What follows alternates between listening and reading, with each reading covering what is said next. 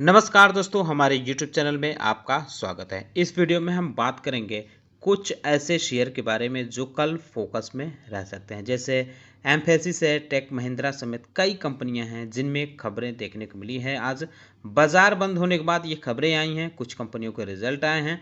तो रिजल्ट कैसा रहा, इन सारी चीज़ों पे चर्चा करेंगे, क्योंकि इन खबरों की वजह से कल ये शेयर फोकस में रह सकते हैं निवेशकों के। तो इससे पहले मैं कहना चाहूँगा कि अगर आपने हमारे चैनल को सब्सक्राइब नहीं किया है तो कृपया सब्सक्राइब कर लें और बेल आइकन भी दबा लें। सबसे पहले बात करेंगे टेक महिंद्रा के बारे में। आज इसके शेयरों में कुछ खास नहीं देखने को मिला, दिन भर गिरावट रही, लेकिन शाम के समय थोड़ी उछाल के साथ क्लोजिंग देखने को मिली। करीब करीब कह सकते हैं कि आधा % के आसपास की तेजी के साथ क्लोजिंग देखने को मिली। आज कंपनी ने अपने क्वार्टर 1 के नतीजे जारी किए हैं। कंपनी का नेट प्रॉफिट में अच्छा खासा बढ़त देखने को मिल रही है। 23% ईयर ऑन ईयर कंपनी की नेट प्रॉफिट बढ़ी है। 851 करोड़ रुपए कंपनी ने नेट प्रॉफिट दर्ज किया है। क्वार्टर ऑन क्वार्टर 29% इसकी नेट प्रॉफिट बढ़ी है। कंसोलिडेटेड रेवेन्यू की बात करें तो ये भी अच्छा खासा बढ़ा है, 10% के आसपास, 13,000 करोड़ रुपए के आसपास कंपनी ने कंसोलिडेटेड रेवेन्यू दर्ज किया है। तो जो उम्मीद थी बाजार को, जो निवेशकों की और जो एक्सपोर्ट की उम्मीद थी, उस पे खरे उतरते हुए इसका रिजल्ट देखने को मिला है। तो इस वजह से यह शेयर कल फोकस में रह सकता है। आप चाहें तो इस पे नज़र रख सकते हैं। इसके कुछ अन्य चीज़ों की अगर हम बात करें, जैसे ऑपरेटिंग मार्जिन की, तो ये 8.5% इस बार देखने को मिला है। 110 basis point quarter on quarter ये बढ़ा है। अगर हम ईयरली की बात करें तो ये पिछले क्वार्टर में 7.4% देखने को मिला था, जबकि इसका एस्टिमेट 8% रखा गया था। तो एस्टिमेट से बेहतर इसका एबिट मार्जिन देखने को मिल रहा है।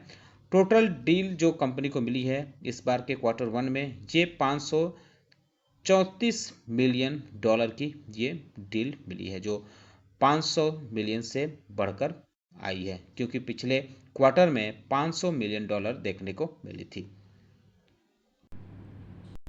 कांस्टेंट करेंसी में अगर इसके परफॉर्मेंस की बात करें तो जो कांस्टेंट करेंसी में रेवेन्यू ग्रोथ रही है वो क्वार्टर ऑन क्वार्टर 0.7% रही है, जबकि इसकी उम्मीद 0.4 से लेकर 0.5% रखी गई थी। तो इस पैमाने पर भी यह जो कंपनी का रिजल्ट है खरे उतरते हुए देखने को मिल रहा है।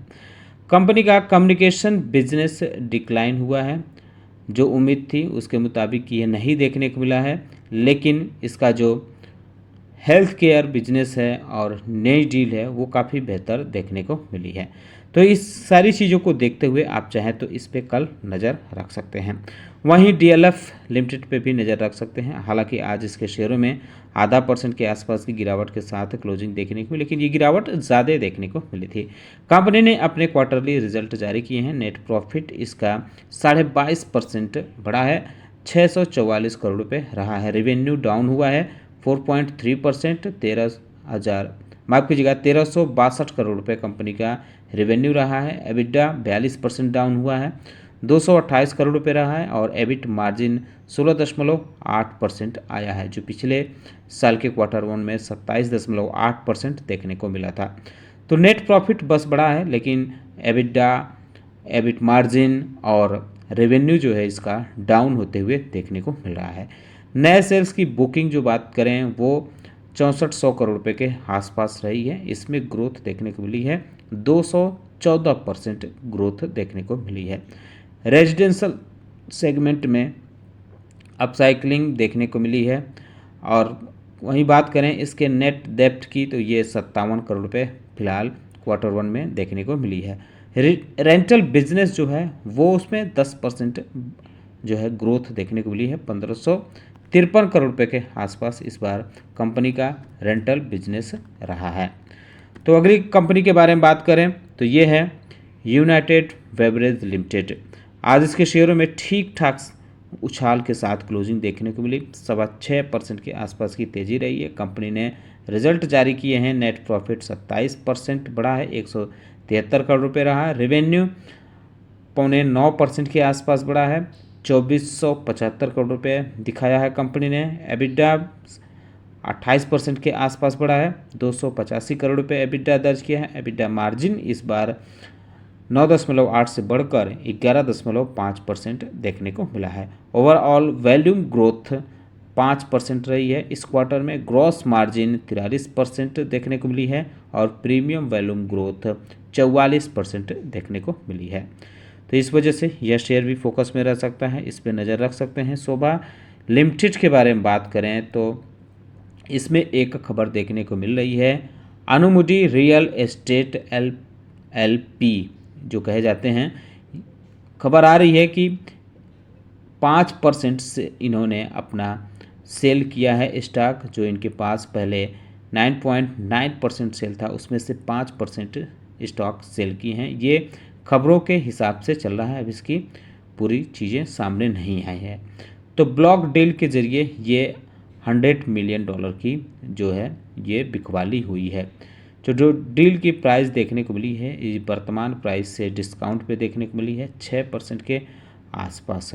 तो आप चाहें तो इस पे भी नज़र रख सकते हैं। ये जो अनामुडी रियल एस्टेट कंपनी है, ये गोदरेज फैमिली की कंपनी है।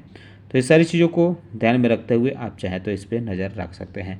महानगर गैस पे भी नज़र रख सकते हैं। आज इसके शेयरों में आधा % के आसपास की तेज़ी के साथ क्लोजिंग देखने को मिली। आज कंपनी ने अपने Q1 के नतीजे जारी किए हैं। बेहतर रिजल्ट देखने को मिल रहा है। अच्छा खासा कंपनी का नेट प्रॉफिट 284 करोड़ रुपए रहा है इस बार। जो अनुमान था उससे बेहतर इसका रिजल्ट आया है नेट प्रॉफिट में। रेवेन्यू भी 15,089 करोड़ रुपए रहा है, ये भी हाई देखने को मिल रहा है एक्सपेक्टेशन से। एबिटा 418 करोड़ और एबिटा मार्जिन 26.3% रहा है, जो पिछले साल 24% के आसपास रहा था।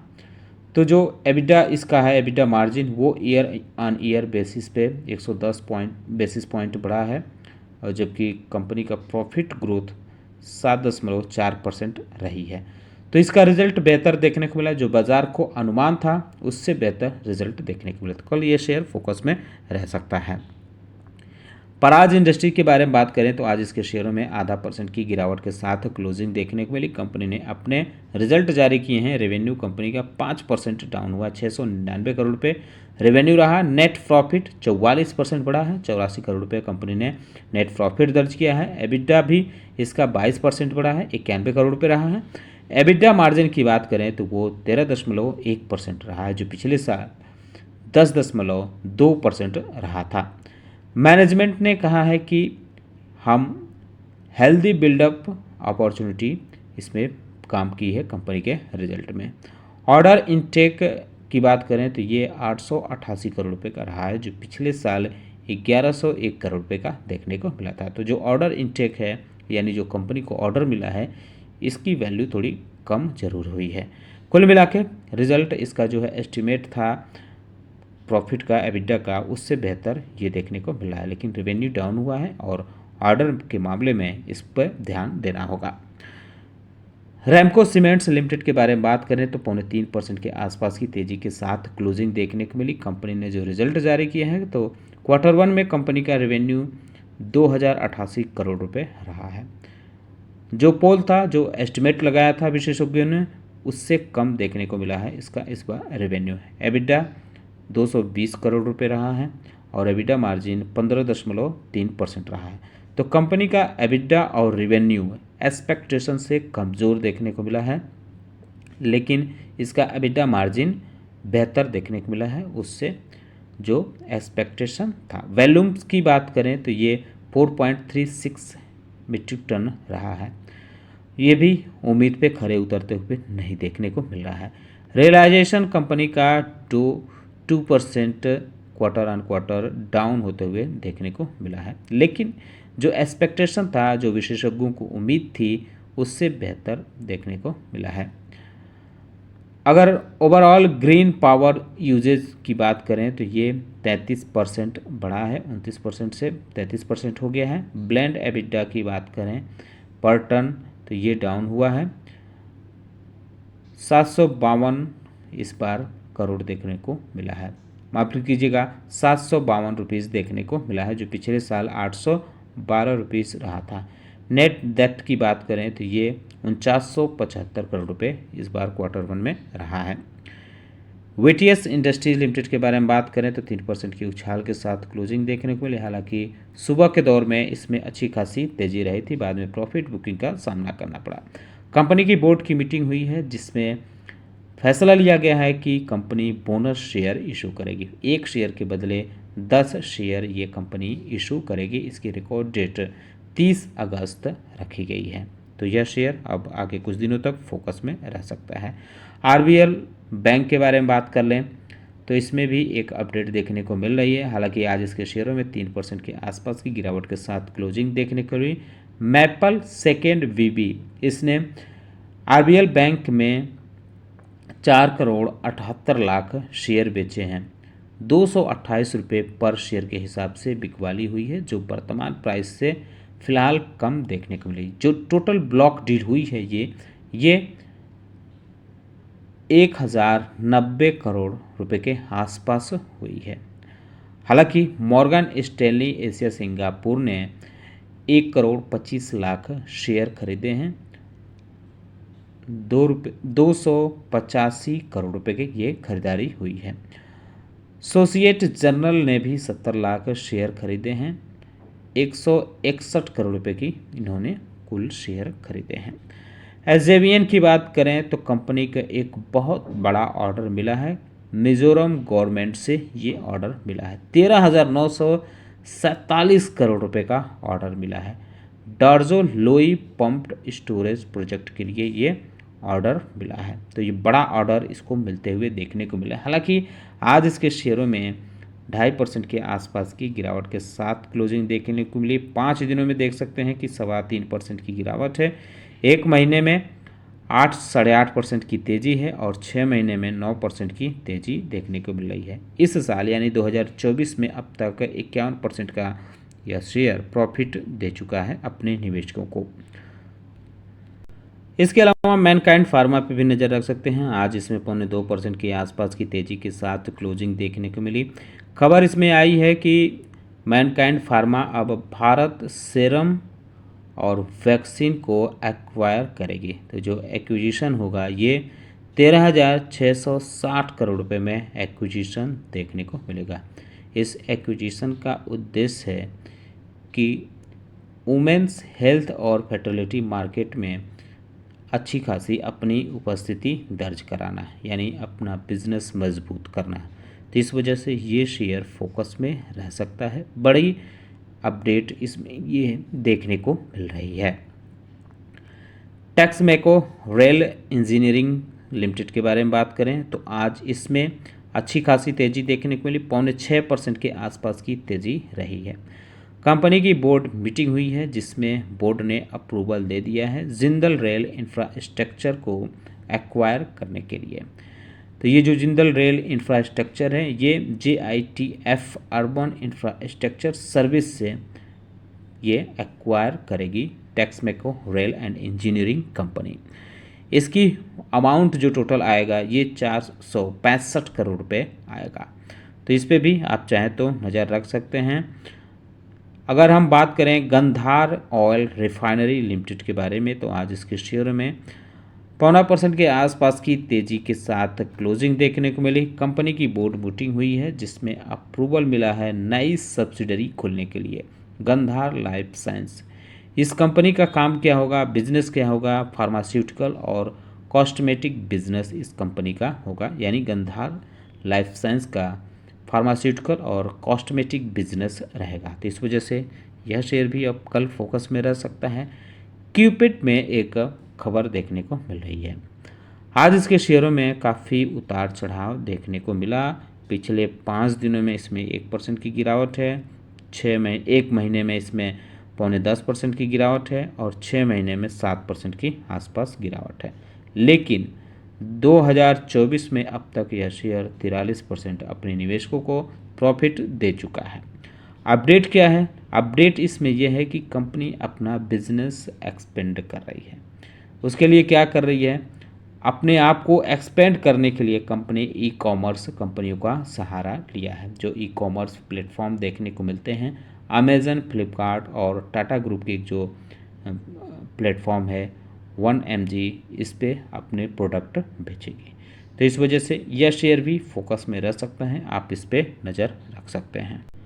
आखिरी अब बात करते हैं एम्फेसिस के बारे में। आज कंपनी ने अपने Q1 के नतीजे जारी किए हैं। कंपनी ने बताया कि उसका कंसोलिडेटेड नेट प्रॉफिट 404 करोड़ रुपए रहा है।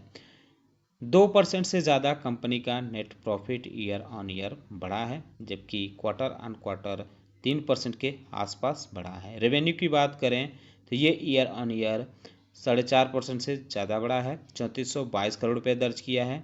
और क्वार्टर ऑन क्वार्टर बात करें तो ये 0.2% बढ़ा है। कांस्टेंट करेंसी में रेवेन्यू की बात करें तो ये 0.1% क्वार्टर ऑन क्वार्टर बढ़ा है और 3% के आसपास ईयर ऑन ईयर बढ़ा है कंपनी की तरफ से ये कहा गया है।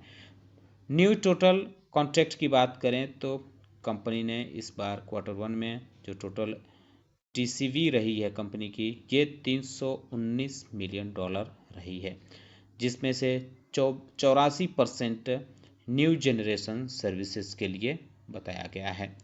अगर इसके ऑपरेटिंग मार्जिन की बात करें तो ये 10 basis point quarter on quarter बढ़ा है, लेकिन year on year 40 basis point कम भी हुआ है। तो इस बार Q1 में कंपनी का ऑपरेटिंग मार्जिन 15% देखने को मिला है।